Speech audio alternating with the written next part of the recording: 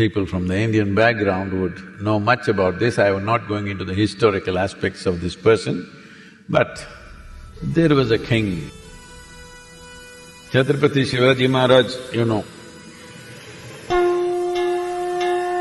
Shivaji, who was a great king or an emperor, who's, kind of acquired a tremendous amount of respect for his administration, for his bravery, for his courage and his strategy of how he fought in those times. Hugely respected, especially people from Maharashtra. So Shivaji is relevant even today because of the way he conducted his administration. Very evolved, enlightened administration he did. Very little people know about his administration. Generally, they know only about his battle strategies, which are admired and appreciated. But the most important thing was his administration.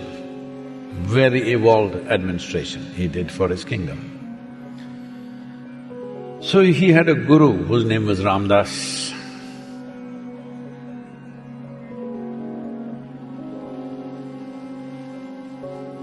One day Shivaji was standing in the balcony of his palace.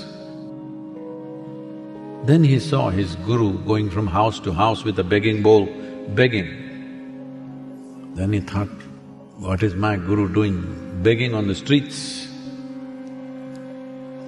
I'm a king, my guru can't be begging on the street, he must be. Then he called Balaji, who was his assistant, wrote a chit and sent it, please go and place it at the guru's feet. So he went and placed this chit at the guru's feet. So he picked it up and saw. And Ramdas smiled. And next day, he came to the palace and he said, in this chit, Shivaji had written, I am placing my entire kingdom at your feet. You can do whatever you want with the kingdom and me.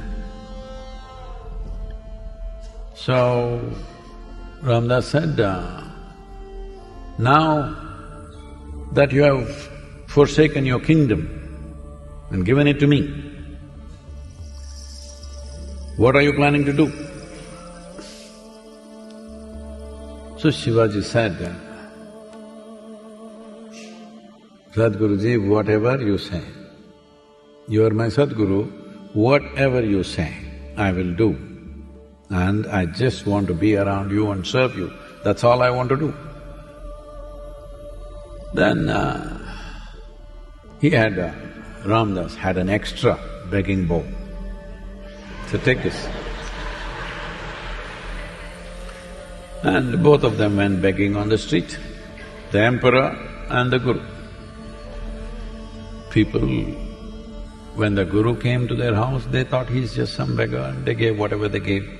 Now the emperor has come, with great respect, they gave whatever they could.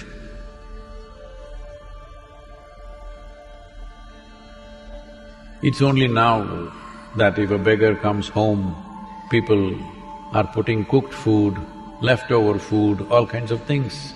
But in this culture that was never done in the past, they only gave ingredients, rice, dal, like this. So it's for them to go and cook their food and eat. So after their begging rounds were over, they went near the river and the guru prepared a small meal, a simple meal out of whatever ingredients had come that day. And after he finished eating what was left over, the king, the Shivaji, no more a king, ate.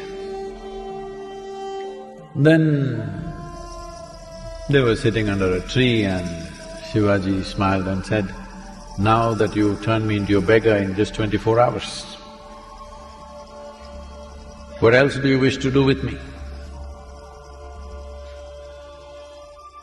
So Ramdas said, it's called ghero, that means a piece of orange cloth. He gave this orange cloth, which was on his body, he took it and gave this orange cloth.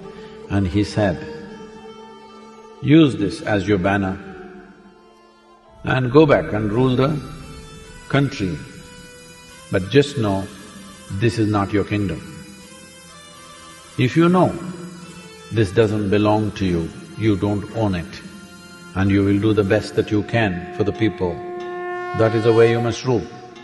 So Shivaji always used the orange cloth or the orange flag as his banner, and he administered his kingdom in a most enlightened way possible to run a kingdom. Why I'm telling you this story is, Shivaji rose in his stature, lives in the hearts and minds of this country because he lived in grace. He fought battles, many, but absolutely balanced, never in anger, never in hatred, never lost in anything, just doing what is needed. Grace is the greatest empowerment that you can have. Once grace enters your life, every little thing is, how do I become available to grace? Grace does not mean it's coming from one direction somewhere.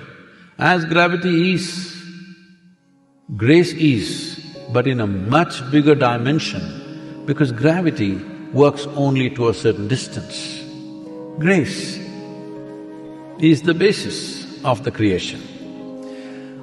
But you won't be available to it if you have strong walls of individuality. If you become dispassionate, slowly the walls will dissolve. Now, it breathes grace. Everything in you breathes grace.